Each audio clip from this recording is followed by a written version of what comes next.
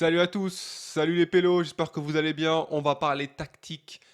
Très pressé de parler de cette équipe de France, que ce soit contre les Pays-Bas ou de façon générale. Donc, on va pas tarder. Regardez, les tocards sont là, les 11 tocards sont là. Alors, on commence par la défense. La défense, vraiment, elle a été impeccable. Moi, je trouve que c'est vraiment le meilleur point de l'équipe de France.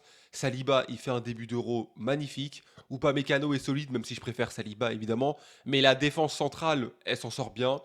Mike Maignan fait largement le boulot. Franchement, moi, je le trouve plutôt vraiment impressionnant dans ses prises de balles, dans la confiance qu'il a en lui. Vraiment, j'espère qu'il sera là toute la compétition et pendant encore de longues années en équipe de France. Vraiment, il fait le boulot. C'est vraiment un sacré type.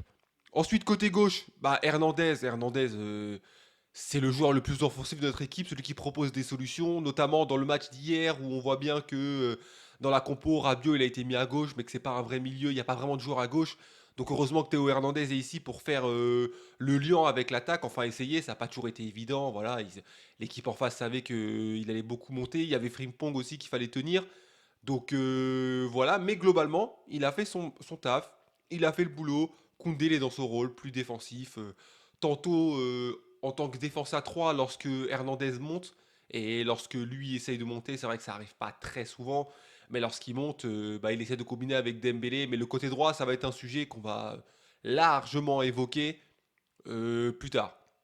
Ensuite, on a le milieu de terrain. Le milieu de terrain qui a plutôt bien fonctionné. Moi, pour moi, ce milieu de terrain, c'est le milieu de terrain que je veux voir à partir des huitièmes, lorsque les choses se passeront bien et lorsque tout le monde sera en forme, parce qu'on va l'évoquer pour le troisième match. Je pense qu'il y a des joueurs qui ne doivent pas jouer pour le troisième match. Mais là, Chouameni qui revenait, qui a fait tout le match, l'air de rien, c'est quand même pas anodin. Kanté, pareil, ça fait deux fois qu'il fait tout le match. Et Griezmann, bon, Griezmann qui est dans un milieu offensif, qui était plus en deuxième attaquant, mais qui revenait sur les phases défensives. Donc voilà, Griezmann, pour commencer par lui sur la partie offensive, il a fait une très belle première mi-temps. Même s'il n'a pas marqué, il s'est déplacé, il était disponible, etc. Il y avait beaucoup de choses qui étaient intéressantes. Après, en deuxième mi-temps, il s'est éteint. Clairement, il s'est éteint, on l'a beaucoup moins vu. En deuxième mi-temps, l'énergie dépensée, peut-être qu'il était fatigué, je sais pas, il y a plein de facteurs qui font que. Mais j'ai tendance à plus facilement pardonner à un joueur comme Griezmann qui va tout donner sur le terrain que d'autres où tu as le sentiment qu'ils peuvent faire plus. Mais bon, là on est encore sur les points positifs, donc voilà, le milieu de terrain est un bon point, et je pense qu'entre la défense et le milieu de terrain, c'est quand même des deux aspects qui font que l'équipe de France va vraiment pas prendre beaucoup de buts. On va pas prendre 3 buts, 4 buts dans un match, vraiment du mal à y croire. Donc ça, c'est les bons points, c'est les points qu'il faut souligner, parce qu'après on va parler beaucoup du négatif, mais voilà, il y a ces points positifs. Ensuite, dans les points à revoir, moi la première chose dont je veux parler, c'est Dembélé. Je trouve, Dembélé, on lui trouve toujours une excuse. Il a beau rater ses matchs, il a beau faire de la D, on dit ouais, mais Dembélé, c'était compliqué, oui, mais il a pas cadré, mais il y a d'autres. Non, Dembélé, en ce moment, ses matchs en équipe de France, désolé, ils sont claqués. Ces matchs en équipe de France sont claqués. Si Mbappé faisait les mêmes matchs, on serait en train de le flinguer. Mais Dembélé, on se dit ouais, mais c'est bon, il va faire quelques différences. Mais ça suffit pas, il marque pas. Les différences, il n'y a pas de passe D en équipe de France ces temps-ci. Moi, j'ai de plus en plus de mal avec Dembélé. J'ai de plus en plus de mal avec Dembélé. Surtout que Dembélé, avant, c'était un joueur percutant. C'est-à-dire qu'il n'était pas trop dans la tactique de toujours bien se placer côté droit. Il y avait des erreurs tactiques, mais au moins il y avait ce côté feu follet, ce côté il faisait la différence, il était un peu fou. Là maintenant, il est trop rigoureux, c'est trop propre. Je sais pas si vous voyez ce que je veux dire, c'est trop propre, c'est trop. Je me mets sur le côté droit, j'attends qu'on me fasse la passe, j'écarte bien à droite, ensuite on me fait la passe. Et là, quand tout est bien placé, je vais essayer de percuter. Mais non, non, c'est pas ça Dembélé. Et je trouve que ça marche pas. Ça marche pas, ça a pas marché hier, ça a pas trop marché contre l'Autriche, ça marche de moins en moins. Donc moi, ce Dembélé, on doit le critiquer plus. Je parle bien sûr de foot, on parle que de football évidemment, mais il doit être plus critiqué. Pour moi, sa place de titulaire, elle doit être remise en cause. Lorsqu'il joue à ce niveau-là, il peut pas être titulaire comme ça. On se dit ouais, on le met, c'est obligatoire. Son match, il est trop moyen. Ses matchs en ce moment, ils sont trop moyens. Ensuite, devant, moi je trouve, on a un problème avec les remplaçants de manière générale. Alors Coman, vraiment Coman, il est pas en forme. Quand il rentre, tu sens que il entre physiquement, il se cherche. Lui-même, il n'est pas sûr des garanties qu'il a. C'est-à-dire qu'il rentre, il va faire ses 15 minutes, il va faire ses 20 minutes, mais tu sens qu'il n'a pas encore confiance en ses capacités physiques parce que peut-être il n'a pas tout récupéré, tout simplement. Et moi, quand je le vois rentrer, je me dis pas Coman, il va faire la différence. Donc la vérité, c'est que autant je vais me dire que Dembélé, pour moi, doit peut-être pas être titulaire indiscutable comme il l'est maintenant, Autant par contre, c'est pas Coman qui doit prendre sa place. Soit c'est Kolo Muani, soit on trouve une autre solution, mais ça peut pas être Coman. Coman, tu sens que physiquement, pour l'instant, il peut pas. Il peut pas. Et globalement, je trouve que l'impact de nos remplaçants, il est pas bon. Quand Giroud il rentre, encore Giroud c'est un profil spécifique et lui il amène quelques différences tactiques, donc lui c'est peut-être le seul pour lequel ça marche moins. Mais quand Coman il rentre, il se passe rien. Il se passe pas grand-chose. Il y a des joueurs qui rentrent pas, tu sais pas pourquoi. Klaus il rentre pas. Kolo Muani à la limite ça va, même s'il n'est pas trop rentré. Mais par rapport au fait qu'on soit l'équipe de France, à tous les joueurs qu'on a, je trouve que nos remplacements ils sont pas efficaces. On devrait avoir des joueurs qui font la différence. Et cette stat que je pense à peu près tout le monde a, on n'a pas marqué un but dans le jeu. Nous, l'équipe de France, c'est terrible. C'est terrible. Avec tous les joueurs qu'on a, on n'a pas mis un but. Et je suis le premier à critiquer Kylian Mbappé au Paris Saint-Germain, comme quoi il n'a pas fait des matchs décisifs dans les moments importants, etc. Mais dans un match comme ça contre les Pays-Bas, là on a vu pourquoi on a besoin d'Mbappé tout le temps. Là on a vu, il y avait un tel manque de personnalité devant, il y avait un tel manque de personnalité, il y avait des joueurs, ils sont là, et à part Griezmann qui vraiment a tenté de s'imposer comme le leader, je trouve qu'il a fait un bon match. Thuram n'a pas été dégueulasse, mais on s'attend quand même à mieux de la part du neuf de l'équipe de France. Mais les joueurs, il y a un manque de personnalité. À un moment donné, faut vous porter, les gars. Mbappé, on peut dire ce qu'on veut, il assume son statut.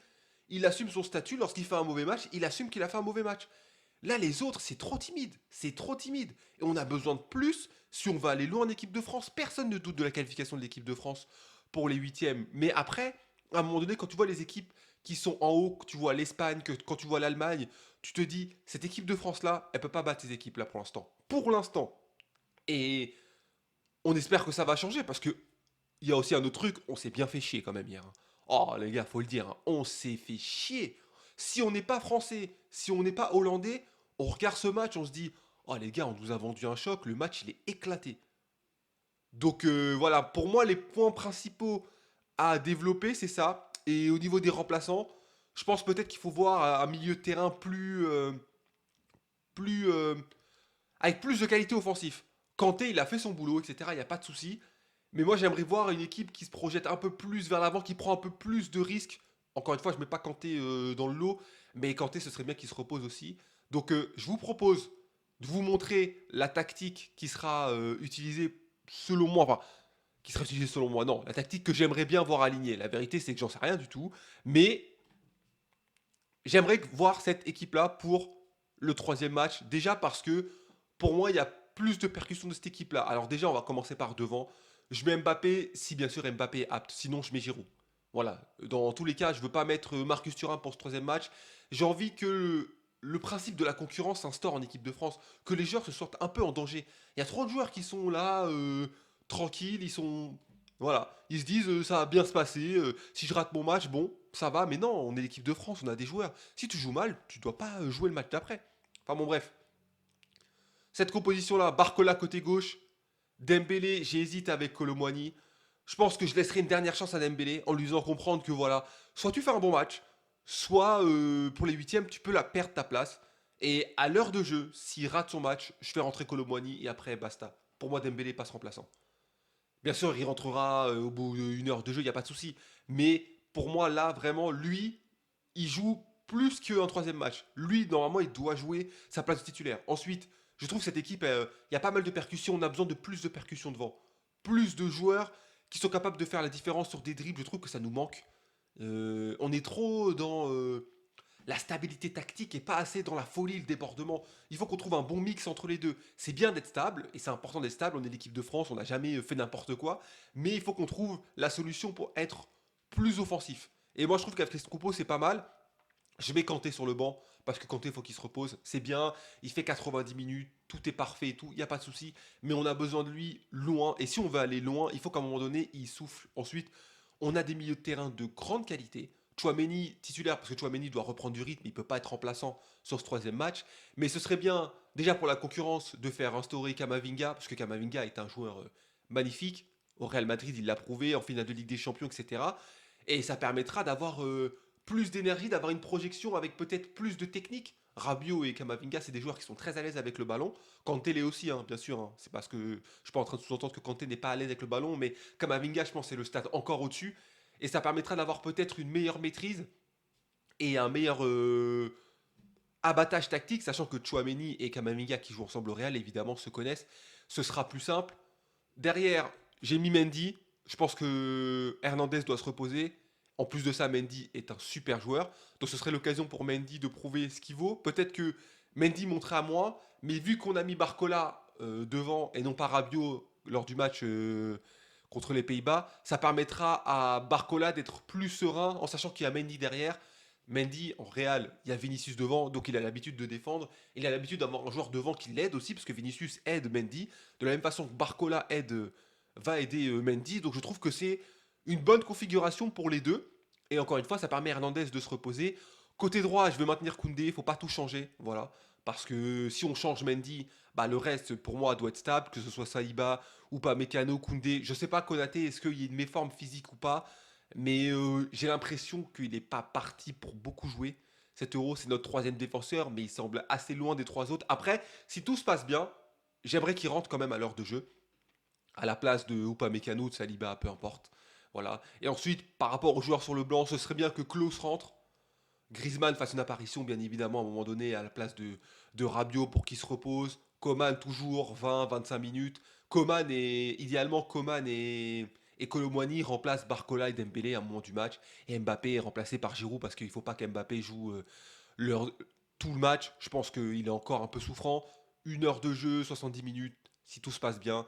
Et ensuite, bah, il sort pour Giroud. Je trouve que le message envoyé à Giroud pour le match contre les Pays-Bas, il est pas ouf. Je pense que Giroud, il a compris que là, il allait pas beaucoup jouer. Donc ce serait bien qu'il joue au moins une demi-heure pour le remettre en confiance. Encore une fois, c'est un profil dont on a besoin. On n'a pas d'autres joueurs comme Olivier Giroud, donc c'est très important que Giroud se sente important dans cette compétition. On va pas faire dans le sentimentalisme, sa dernière composition et tout, enfin sa dernière compétition, pardon, et tout. Entre guillemets, c'est pas, comment dire, c'est pas méchant ce que je dis, mais on s'en fout un peu. On n'est pas là pour faire des cadeaux à Giroud, mais c'est plus dans l'idée qu'on a besoin de lui. Et donc on a besoin qu'il se sente en confiance un minimum. Donc ce serait bien qu'il fasse 20-30 minutes. Voilà. Après moi, globalement, cette compo, elle me plaît bien. Pour la partie animation, etc. La Pologne, les gars, c'est vraiment pas l'équipe de l'année. Aussi, il faut se dire la vérité. Ils ont perdu leurs 2 premiers matchs. Ils sont quasiment éliminés. Je vois pas trop ce qu'ils vont jouer. À chaque fois qu'on affronte la Pologne, on se dit toujours la même chose. Ok, c'est pas dégueulasse, mais c'est pas incroyable. La Pologne, c'est pas incroyable. Ils ont 2-3 joueurs, mais c'est pas des game changers. Lewandowski, on peut dire ce qu'on veut, c'est pas un game changer. Dans le sens où, si l'équipe elle joue mal, c'est pas lui qui va inverser les choses, qui va faire que l'équipe va mieux jouer. Il peut faire des actions, c'est un grand joueur, il n'y a pas de souci, mais il peut pas influer sur le mode de son équipe. Si l'équipe joue mal, il va jouer mal avec l'équipe. Si l'équipe joue bien, il bonifiera l'équipe, il n'y a pas de souci, mais c'est pas lui qui fera la différence. C'est pas lui qui va changer le cours du match. Enfin bon, dites-moi ce que vous en pensez. Qui est-ce que vous mettriez d'un point de vue tactique? On se dit à la prochaine. Peace.